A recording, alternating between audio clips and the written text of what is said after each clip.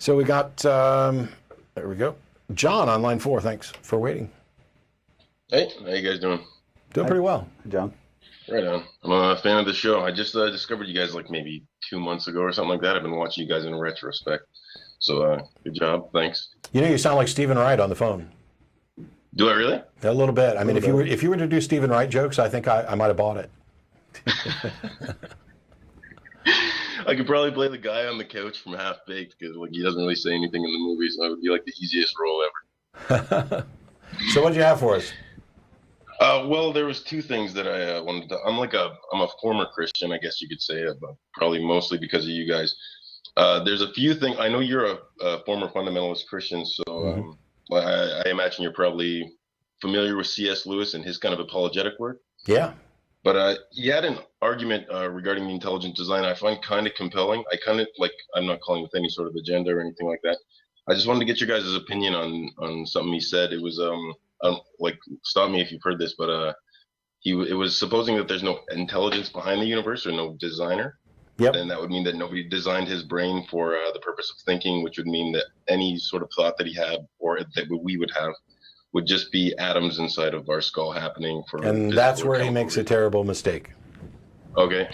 Yeah, there's a fallacious, and I've talked about C.S. Lewis before. Actually, if you go to patreon.com/atheist debates, that's where I tend to put up my own apologetics and counter apologetics.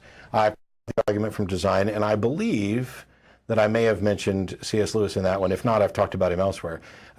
This particular idea that if we begin with this understanding that there wasn't a purpose to the universe that resulted in my mind, then that means the thoughts taking place in my mind are merely just happenstance. It's just atoms colliding, and there's nothing about it that ties.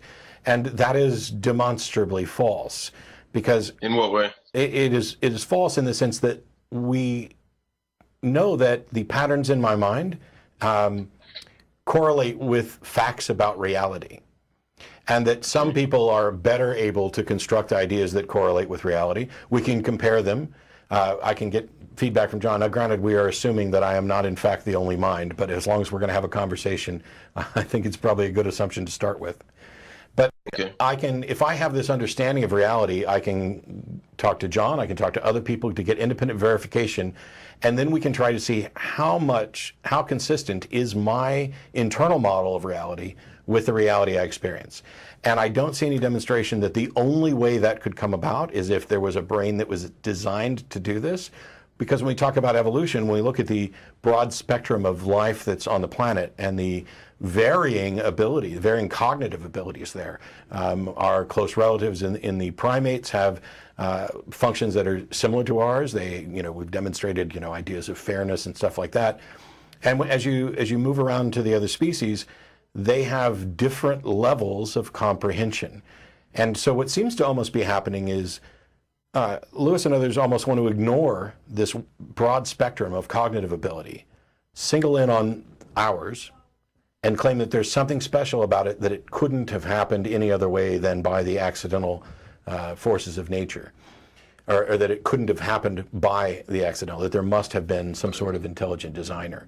I don't see any justification for that. First of all, even if we had no evidence about how consciousness arises, about how cognitive abilities could have formed, now let's remove all those other brains that they want to remove, and let's even remove the billions of years of history of Earth, or the hundreds of millions of years of evolution that directly pertain to our cognitive functions. Let's remove all that and just say, here I am, I'm able to think. How did I get to the point where I'm able to think? How do you make the argument that not only the best explanation, but the only explanation is that some supernatural, all-powerful thinking being specifically created it for this purpose? You don't have enough information to conclude that, and we have no way of investigating the supernatural, so we can't confirm that the supernatural exists at all, and we can't confirm that it interacts with the natural world at all. So when we're looking at what is a potential explanation, the supernatural hasn't been demonstrated as actual or probable or even possible. So we don't get to appeal to it. And the best explanation would, at this point, given the scenario I've constructed, is I have no idea why I'm able to think. And when go ahead. So, sorry, I was going to say, given that we have no idea, so we can only draw conclusions based on our reason or by logic or by reason, essentially. Don't you think it would be a sensible or reasonable conclusion, not necessarily a conclusion, but a hypothesis of like how it came about is that our brain was designed for thinking by some sort of I guess we don't have to call it God, but some sort of designer or some sort of force that is being like some sort of metaphysical force. Do you agree that it could be a reasonable conclusion? Like not necessarily of like it could have only happened this way, but it just that possibly it could have happened this way. I understand why people would find it compelling to perhaps offer that as a hypothesis. My question is, how do you test it, and is that hypothesis falsifiable? True enough. Okay. And if it's not, then it becomes a useless proposition until such time as we can test it. Okay. All right. Okay, cool. I guess I don't understand C.S. Lewis's argument either. It's so, what if your consciousness is atoms moving around in your brain, physical atoms? How is that an argument against or for design? Or for design? If it's just atoms, it would be like if I could use his own words, it would be like upset, like to trust one's own consciousness, not having it been designed by any higher being. To use his own words, it would be like upsetting a jug of milk and hoping that it would splash itself into a map of London. Yeah, it is by definition an argument from ignorance, and in this case, kind of almost an argument from incredulity. And his analogy about splashing the milk and thinking it would form correctly denies what we know about evolution in the length of time and the processes that take place. So if you begin with a simple like a brain, and this is going to be an abstract and definitely doesn't map to what we know from evolution. But let's say we begin with a simple brain that can only tell whether or is in a position where it needs to tell, is it light out or is it dark out? That's all. That's the only thing. Is it light or is it dark? The brains that get that right are the ones that are likely to go on to produce offspring. Just for that single concept, and we have animals in the animal kingdom who basically that's their only concern. Am I exposed in the light, or am I concealed in the darkness? And this becomes, for some animals, the primary factor in determining are they safe, and it's the most important decision they can make. From there, it's just a matter, and I know that, like I said, this is abstract and incorrect. From there, it's just a matter of, hey, let's add one more thing to it, and now it's two things we got to worry about. And eventually, you don't have to follow this through to its conclusion of yes, but I can hold millions of thoughts in there, because it's not the thoughts that evolution selects for, it's the processes. It's this brain has received some input. Is it able to consistently make predictions about what it can expect acting on that input? And it doesn't have to be crazy complex. And it's an iterative process. It's like that stupid argument about, if a tornado goes through a junkyard, will it accidentally form a 747? That's not how evolution works. So it's coming up with this absurd analogy that has no bearing on what's actually going on, and then saying, see how silly that is? It can't possibly be true. Well, no, because your analogy is stupid. It's one of the situations where if we knew nothing, our answer would be, I don't know. And yet we don't know nothing. We know a lot of things. And what we've learned is more consistent with the facts that we've discovered about evolution. And the hypothesis that you had suggested, that there was an intelligent designer, that has had no support. And there doesn't seem to be any way to get any support for it. How do you investigate the supernatural? How do you confirm what it can or can't do? And it can't be a reasonable, accepted hypothesis if you can't test it. So, I see. Okay. Well, I have one more question. I've heard you say several times in your show that knowledge is a subset of belief. Yeah. Okay. If I'm understanding that right, it means that belief depends. You need knowledge in order to believe. No, that would be belief as a subset of knowledge. Here's a set of beliefs. Some subset of that are the beliefs that we identify and label as knowledge.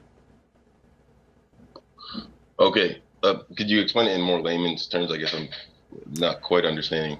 Like when you say knowledge is a subset of belief, like what exactly do you mean by that?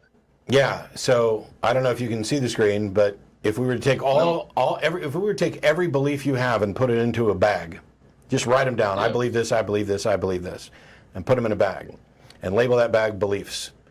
And then we have a second bag that we're going to label knowledge. Is there anything you could put into the second bag that isn't already in the first?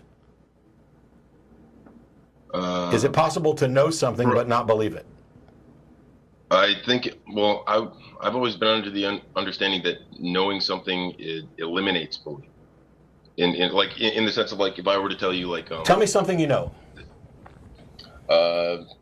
There is snow outside of my house right now that I'm looking at. Do you also believe that that's the case? Well, I can't really believe that because I know it. If let's say I didn't look outside, belief, and told me belief is just, I accept that this proposition is true or likely true. That's it. Okay, all right. But I was under the understanding that belief, like the very nature of belief, was ignorance. Like if I were to say to somebody, like, there's a dead raccoon in your backyard, then they hadn't been in their backyard, they would either have to believe me or not believe me based on whatever reason they would have to believe me or not believe me. But as soon as they were to go into the backyard and see that there is, like, let's say they went in there, they saw a dead raccoon there, there's really no room left for faith. They don't. No, I'm not talking about faith. I'm not talking about faith. Belief. So you tell me there's a dead raccoon in my yard, and I could either believe you or not believe you. Okay? Let's say you tell both of us, John and I, there's a dead raccoon outside, and I believe you and John doesn't. And we go outside and we investigate, and there is, in fact, a dead raccoon out there.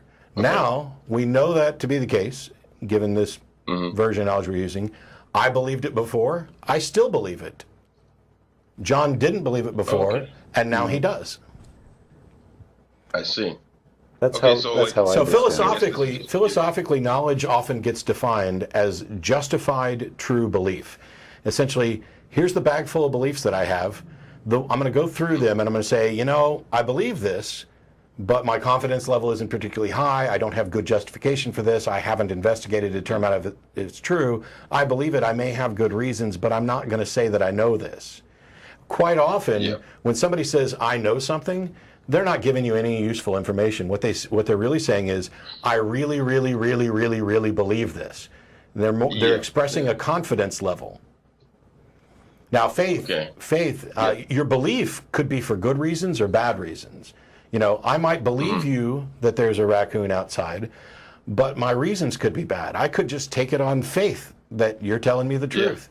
Or I could smell something and put together pieces of evidence to where I've concluded that your claim is reasonable, so I'm willing to accept it, but I'm not sufficiently convinced, and my belief isn't sufficiently justified that I would say I know it.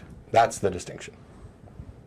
Exactly, and that's what I'm trying to get at here, is that, like, the very nature of belief would have, well, and I don't want to get into anything like with the meaning of words or like semantics or anything like that, but I was always under the impression that the very nature of belief itself was ignorance, that until you know something, you would either have to believe or disbelieve something, and then as soon as you know it, there's really no room left for belief. Do I just have this? As soon as you know it, you either start believing as well, or you continue to believe. Belief just means acceptance of a proposition is true. Knowledge is likely true. Yeah, or likely true. Yes, thank you. Or knowledge is some belief that is true and justified under the justified true belief, or more commonly in the colloquial sense, it is a belief that you are very, very, very, very convinced about. And I've argued that probably the most useful definition of knowledge is a belief that one is sufficiently convinced of that it would be worldview altering to find out it was wrong.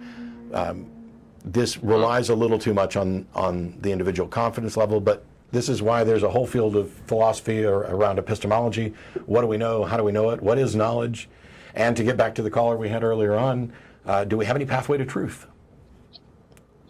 So so I just that's my understanding of belief too, and I think faith, like you mentioned earlier, faith is probably a better word for that concept of believing something with, for no good reason, or for no, that you don't have any justification for. And then I would agree, once you look at the dead raccoon in your yard, you no longer have faith that it's there. You now have knowledge that it's there.